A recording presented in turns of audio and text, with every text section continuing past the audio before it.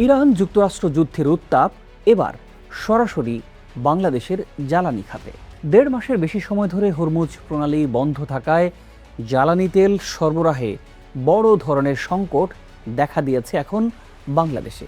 অনেকেই বলছেন বাংলাদেশে ধেয়ে আসছে ইতিহাসের সবচাইতে ভয়াবহ তেল দুর্ভিক্ষ। সেই সংকটে এবার দেশের একমাত্র রাষ্ট্রায়ত্ত তেল শোধনাগার ইস্টার্ন রিফাইনারি বন্ধ ঘোষণা করা হলো। তবে কি চরম সংকটে দেশের জ্বালানি খাত? কী কারণে বাংলাদেশের তেলের মজুদ এখন একেবারেই শূন্যের কোঠায় নেমেছে? কেন মাঝপথ থেকে ফিরে যাচ্ছে তেলের জাহাজ? আর এই বিশাল বিপদ থেকে বাঁচার আদৌ কোনো উপায় আছে কি? এই সব কিছু নিয়েই আজকের বিশ্লেষণ জানাবো এই মুহূর্তে আপনার কী করণীয়। আশা করি পুরো আয়োজনে সাথেই থাকবেন। তো চলুন শুরু করা যাক। চট্টগ্রামের পতেঙ্গায় দেশের একমাত্র রাষ্ট্রায়ত্ত তেল শোধনাগার ইস্টার্ন রিফাইনারি পিএলসি। প্রতিদিন গড়ে ৪,৫০০ টন ক্রুড অয়েল পরিশোধন করা এই স্থাপনাটি পাকিস্তান আমলেই তৈরি করা হয়েছিল। স্বাধীনতার ৫৫ বছরে নতুন করে আর কোনো তেল শোধনাগার নির্মাণ করা হয়নি। এর ফলে আমদানিকৃত ক্রুড অয়েল পরিশোধনের এটিই একমাত্র মাধ্যম। গেল কয়েক দশক ধরে নিরবিচ্ছিন্নভাবে তেল পরিশোধন করে আসা এই প্রতিষ্ঠানটি এখন একেবারে থমকে দাঁড়িয়েছে। বিশ্ববাজারে অস্থিরতা শুরু হওয়ার পর গেল ১.৫ মাস থেকে এর উৎপাদন কমিয়ে ৩,৫০০ টনে নামিয়ে আনা হয়েছিল। তবুও শেষ পর্যন্ত মজুদ যখন ২,০০০ টনের নিচে নেমে আসে, তখন বড় ধরনের যান্ত্রিক ক্ষতি এড়াতে বাধ্য হয়েই পুরো শোধনাগারটি সাময়িকভাবে বন্ধ করে দিল সরকার। মধ্যপ্রাচ্যে চলমান সংঘাতের প্রভাবে আন্তর্জাতিক সরবরাহ ব্যবস্থায় বিঘ্ন ঘটায় চলতি মাসের শুরু থেকেই চট্টগ্রামের পতেঙ্গায় অবস্থিত এই শোধনাগারটি কাঁচামালের সংকটে ভুগছিল। পরিস্থিতি সামাল দিতে ৫ এপ্রিল থেকে বিকল্প উপায়ে উৎপাদন চালু রাখা হলেও শেষ পর্যন্ত উৎপাদন বন্ধ করে দিতে বাধ্য হয় কর্তৃপক্ষ। ইস্টার্ন রিফাইনারি মূলত সৌদি আরবের অ্যারাবিয়ান লাইট আর আরব এমিরেটের মারবান ক্রুড পরিশোধন করে। গত মাসে দুটি বড় জাহাজ আসার কথা থাকলেও যুদ্ধের কারণে সেগুলো মাঝপথে আটকে গেছে। এখন প্রশ্ন হলো, ইস্টার্ন রিফাইনারি বন্ধ হওয়ার কারণে কি দেশ অচল হয়ে পড়বে? পরিসংখ্যান বলছে আমাদের তেলের প্রায় ২৪% আসে এই রিফাইনারি থেকেই। ডিজেল আমদানির উপর নির্ভর করায় বড় সংকট হয়তো তাৎক্ষণিকভাবে হবে না বাংলাদেশে, কিন্তু পেট্রোল আর অকটেনের একটি বিশাল অংশ এই শোধনাগার থেকেই আসতো। বিকল্প পথ হিসেবে সৌদি আরবের ইয়ানবুব বন্দর ব্যবহারের চিন্তা করা হচ্ছে ঠিকই, সেখানে প্রতি ব্যারেলে বাড়তি ডলার খরচ হবে। আর এই বাড়তি খরচের বোঝা দিন শেষে কার উপর চাপবে? উত্তরটা আমাদের সবারই জানা। সরকার অবশ্য বলছে আতঙ্কিত হওয়ার এখন পর্যন্ত কিছুই নেই।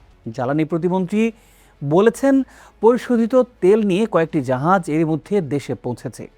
পেট্রোগ্যাস ইন্টারন্যাশনালের সাথে ডিজেল আমদানির নতুন চুক্তি হয়েছে। কিন্তু প্রশ্ন হলো, পরিশোধিত তেল আমদানিতে যে বিপুল পরিমাণ বৈদেশিক মুদ্রা বা ডলার খরচ হয়, বর্তমান রিজার্ভ সংকটের সময় বাংলাদেশ কি সেই চাপ সামলাতে পারবে? নাকি জ্বালানি সংকটের কারণে লোডশেডিং আর পরিবহন ধর্মঘট আমাদের দৈনন্দিন জীবনকে বিষিয়ে তুলবে?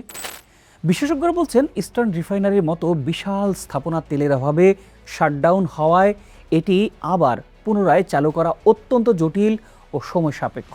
দীর্ঘদিনের পুরনো এই প্ল্যান্টের যন্ত্রাংশগুলো বিরতিহীনভাবে চলার জন্য ডিজাইন করা হয়েছিল।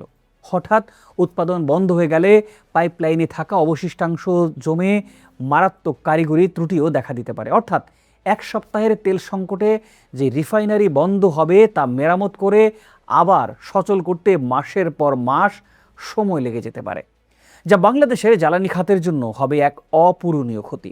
এই সংকটের পেছনে কেবল যুদ্ধই নয়, বরং দেশের অভ্যন্তরীণ ডলার সংকটও বড় অনুঘটক হিসেবে কাজ করছে।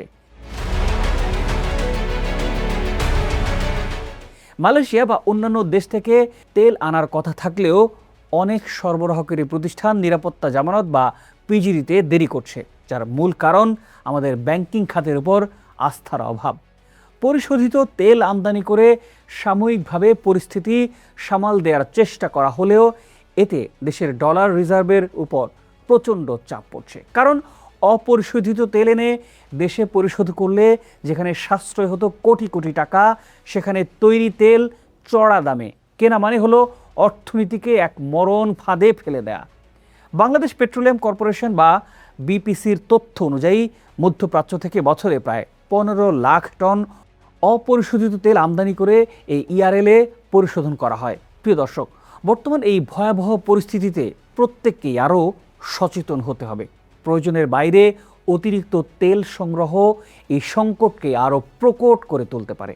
তাই যতটুকু প্রয়োজন ততটুকুই আপাতত সংগ্রহ করার পরামর্শ দিয়েছে সরকার। প্রিয় দর্শক, আজ এই পর্যন্তই। ভালো থাকুন, সুস্থ থাকুন, চ্যানেলটি সাবস্ক্রাইব করে পাশেই থাকুন।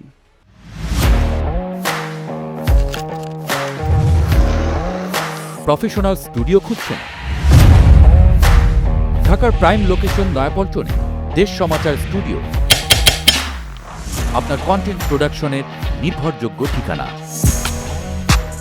এখানে পাবেন 4K ক্যামেরায় মাল্টি অ্যাঙ্গেল রেকর্ডিং, আছে গ্রিন ও ব্ল্যাক স্ক্রিন সেটআপ, উন্নত মানের মাইক্রোফোন ও sound proof voice over booth.